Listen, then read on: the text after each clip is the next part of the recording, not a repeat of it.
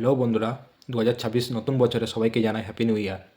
এই happy new year মাসে একটি নতুন একটা সুন্দর সুখবর আপনাদের জন্য এনেছি আমি। সেটি হচ্ছে আজ থেকে চালু হলো WPL, উমেন্স প্রিমিয়ার লিগের যে খেলা আজকের চালু হয়েছে সেটি হচ্ছে মুম্বাই অনুষ্ঠিত হচ্ছে সন্ধ্যা 7:30 থেকে। তো এই খেলার মধ্যে আজকের প্রথম টিম রয়েছে আরসিবি এবং মুম্বাই ইন্ডিয়ান্স। তো আরসিবি এবং মুম্বাই ইন্ডিয়ান্স টিমের যে স্কোয়াড তা আমি আজকের আপনাদের সামনে তুলে ধরবো এবং আমি যে স্কোয়াড ঘোষণা করবো সেই স্কোয়াড থেকে আমার পছন্দ মতো কিছু প্লেয়ারকে নিয়ে আমি টিম 11 তৈরি করব।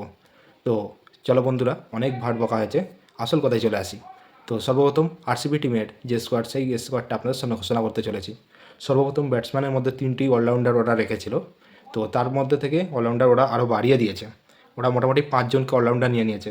তো অলরাউন্ডারের মধ্যে রয়েছে এলিসা পেরি, অস্ট্রেলিয়ান একজন অলরাউন্ডার পেস বোলার, প্লাস হচ্ছে উনি একজন ভালো ব্যাটসম্যান। এবং তারপরে রয়েছে গ্যারেথ হ্যারিস। গ্যারেথ হ্যারিস হচ্ছে একজন right arm off break bowler. তিনি একজন খুব খুব ভালো একজন ব্যাটসম্যান প্লাস বোলার উনি। এবং তারপরে হচ্ছে নাদিন ডি ক্লার্ক।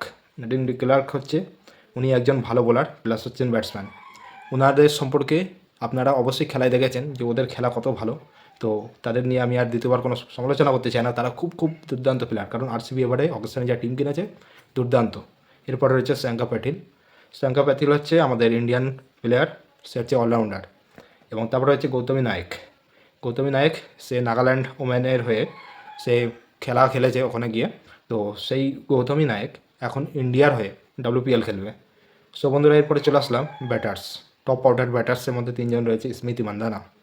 স্মৃতি মান্দানা হচ্ছে ইন্ডিয়ার জান, ইন্ডিয়ার রানী, ইন্ডিয়ার হচ্ছে সে কুইন যাকে বলা যায়। সে দুর্দান্ত ব্যাট করে। তো মেয়েদের মধ্যে যদি বিরাট কোহলি কাউকে বলা হয় সেটা হচ্ছে স্মৃতি মান্দানা, কারণ তার রান অল্প ইনিংস খেলে প্রচুর রান আছে। তো তারপরে চলে আসছি জর্জিয়া ভল। জর্জিয়া ভলও বলও করতে পারে, সে টপ অর্ডার ব্যাটসম্যান। এবং তারপরে হচ্ছে দয়ালেন হেমলতা। উইকেট কিপারের মধ্যে চলে আসছি আমাদের বেঙ্গলের মেয়ে রিচা ঘোষ, যাকে MSD বলা হয়, যাকে মেয়েদের মধ্যে মহেন্দ্র সিং ধোনি যে দুর্দান্ত লাস্টে এসে ব্যাট করে 6-4 হাঁকায়। আপনারা দেখেছেন বিশ্বকাপে সে কত ভালো খেলেছে। তো আমাদের বেঙ্গলের নাম রোশন করেছে। তো তারপরে রয়েছে কুমার পাতিজোসা। কুমার পাতিজোসা হচ্ছে একজন ইয়ং প্লেয়ার্স, সে আন্ডার 19 খেলে মহিলাদের। তো তারপরে চলে আসছি বোলার্সে। বোলার্স কাকে নিয়েছে? Lauren bell. লরেন বেল হচ্ছে একজন প্রতিভাশীল প্লেয়ার, যার বল খুব খুব মানে হার্ডওয়ার্ক বল করেছে, রাইট আর্ম মিডিয়াম বোলার। এবং লরেন বেল হচ্ছেন একজন ফুটবল খেলোয়াড়।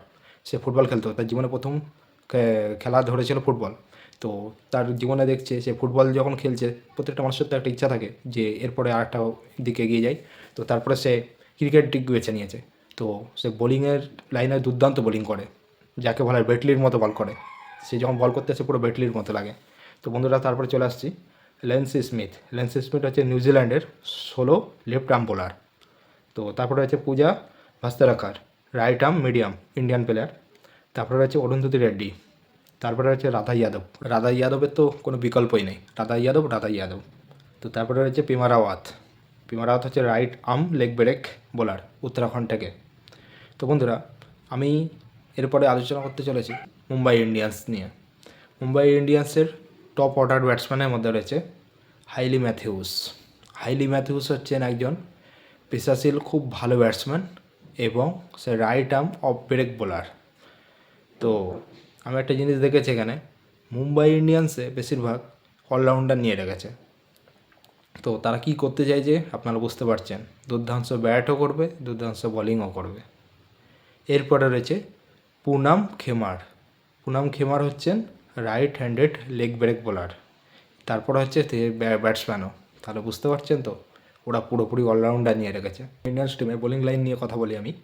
সর্বপ্রথম বোলিং লাইনে আছে south African player Shabnam Ismail. এরপরে রয়েছে আমাদের বেঙ্গল ওমেন্স টিমের মধ্যে রয়েছে সাইকা ইসহাক, সে একজন স্পিন বোলার। এবং এরপরে রয়েছে নিকোলা ক্যারি। নিকোলা ক্যারি হচ্ছে right arm medium bowler, sorry.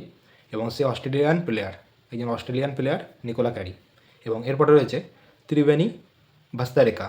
Triveni ভাস্তারেকা হচ্ছে খুব ভালো একজন প্লেয়ার, 18 বছরের, 18 বছর, হ্যাঁ 18 বছরের একজন মেয়ে।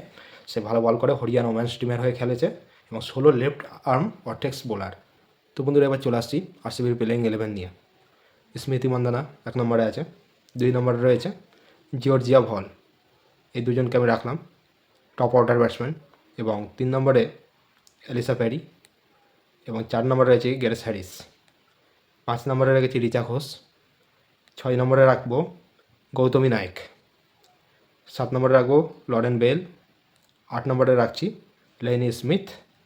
9 নম্বরে রাখবো রাধা যাদব। 10-এ রাখবো অরুন্ধতী রেড্ডি এবং 11 রাখবো পেমা রাওয়াত। তো বন্ধুরা, এরপরে সাবস্টিটিউটের অপশানও রয়েছে।